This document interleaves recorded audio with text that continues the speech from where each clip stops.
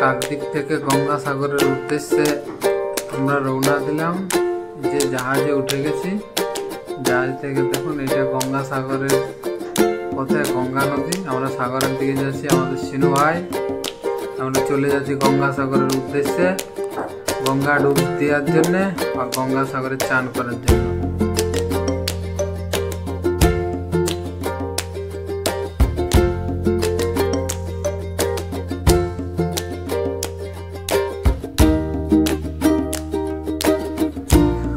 জল দেখা যাচ্ছে, সবুজ কালারের পতাকা দেওয়া, সেটা হচ্ছে বর্ডার।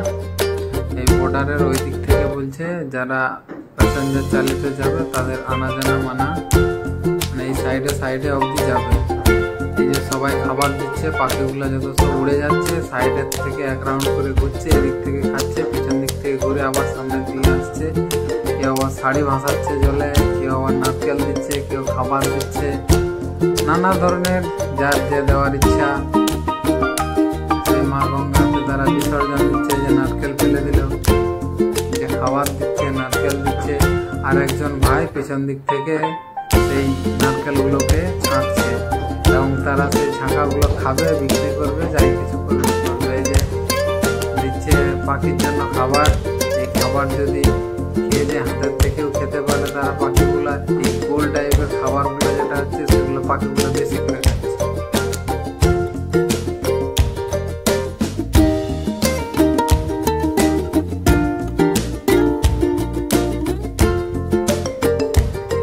লঞ্চে এতগুলো ভিড় আছে, সবাই আমি এবং সবাই আমার বন্ধুরা সব খাবার দিচ্ছে পাখিগুলাকে।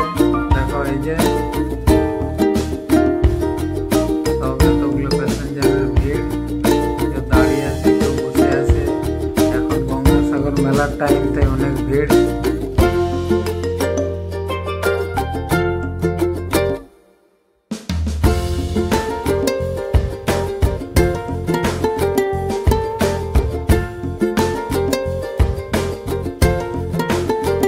জল অনেক পরিষ্কার, তো পাখিগুলাকে দেখে আমার খুব সুন্দর লাগছিল।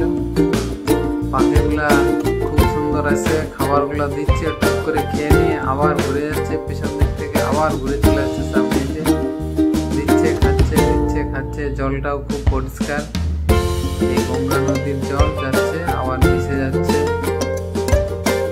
গঙ্গাসাগরে, আমাদের বঙ্গোপসাগরে মিশে যাচ্ছে, যেটা বে অফ বেঙ্গল।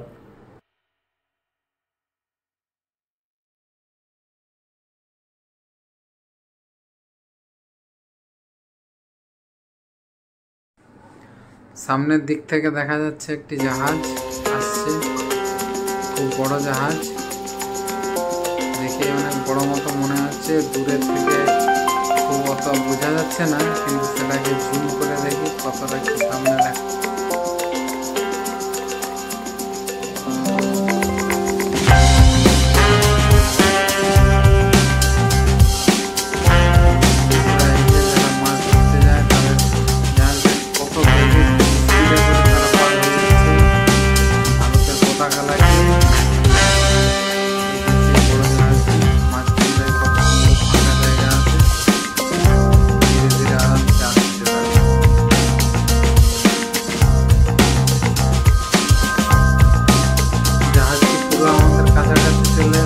তার থেকে আমরা এগিয়ে যাচ্ছি, অনেক বড় ফাঁকা জায়গা, যেটা আমরা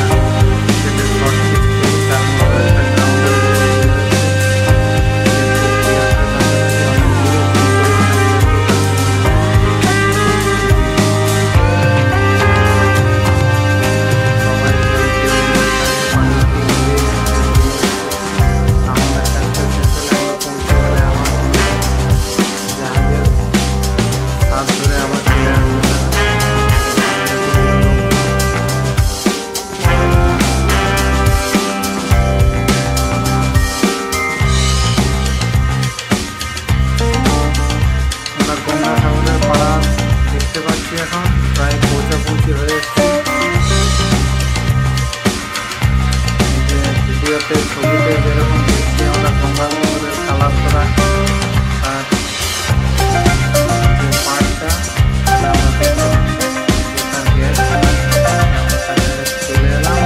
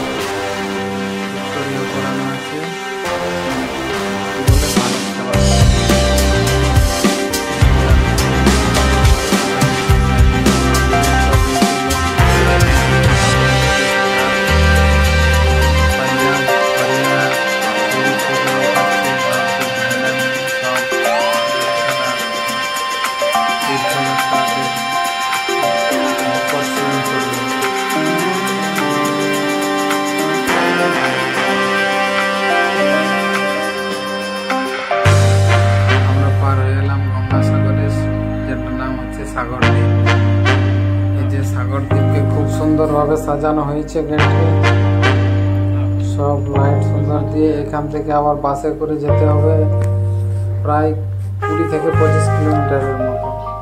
সরকারি বাস আছে, অনেক বাস লঞ্চে করে এদিক থেকে পার হয়েছে, আর সেই বাসে করে আমরা চলে যাব গঙ্গাসাগরের কাছে, যেখান থেকে কপিল মুনির আশ্রম আছে সেই আশ্রম।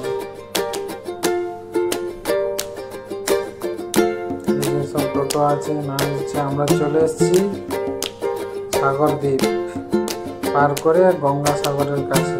আমরা সমুদ্রে চলে এসেছি, বে অফ বেঙ্গল। এই সমুদ্রের ওই সাইডে মানে বেড়া দেওয়া আছে যাতে ওর ভিতরে না যাওয়া যায়। এই যে এখানে আমাদের বাবা ভোলানাথ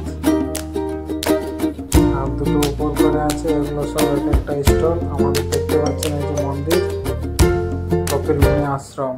আমাদের বন্ধুরা যাচ্ছে ধীরে ধীরে সব হেঁটে হেঁটে,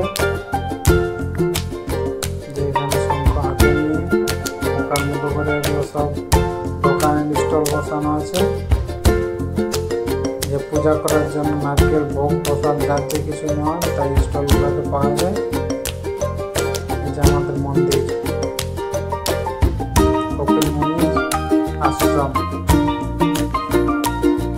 আমরা ঢুকে গেছি মন্দিরের ভিতরে দর্শন করার জন্য কপিল মুনি, মা গঙ্গা এবং রাজাসাগরে। দেখতে পাচ্ছেন সব ভিড় দেখা যাচ্ছে, সব এতগুলো ভিড়। তা আজকে একটু ভিড়টা কম কম লাগছে, কাল থেকে আমরা একদিন আগে চলে এসেছি তো। দেখুন সব হুইসেল মেরে মেরে সব ঢোকাচ্ছে, বার হচ্ছে, একদিক থেকে ঢুকুন একদিক থেকে বার। এই যে মা গঙ্গা, কপিল মুনি মাঝখানে এবং রাজাসাগর হলো সাইডে। রাজাসাগর মা গঙ্গাকে এই পৃথিবীতে নিয়ে এসছেন তার পূর্বপুরুষকে উদ্ধার করার জন্য। এদিকে আমাদের নাগা বাবাগুলো আছে, সব আশীর্বাদ দিচ্ছে, নিজের ইচ্ছা মতো করে দান দক্ষিণা যার যেরকম হচ্ছে তারা দিয়ে যাচ্ছে। ময়ূরের পেখম দিয়ে তাদের আশীর্বাদ দিচ্ছে, সবাই সুস্থ থাকুন, ভালো থাকুন বলে, এবং তাদের নিজের ইচ্ছা মতো দান দক্ষিণা দিচ্ছেন তারা। এই যে আমাদের বাবা, সব নাগা বাবা, যেটাকে আমরা নাগা সাধু বলে জানি।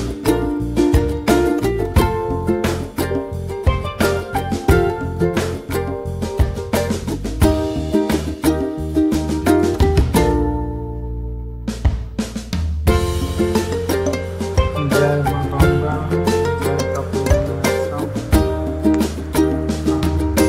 জয় গঙ্গাসাগর, মিলন তীর্থ গঙ্গাসাগর। ভিডিও এখানে শেষ করলাম। ভালো লাগলে অবশ্যই একটা লাইক করে দেবেন। নমস্কার।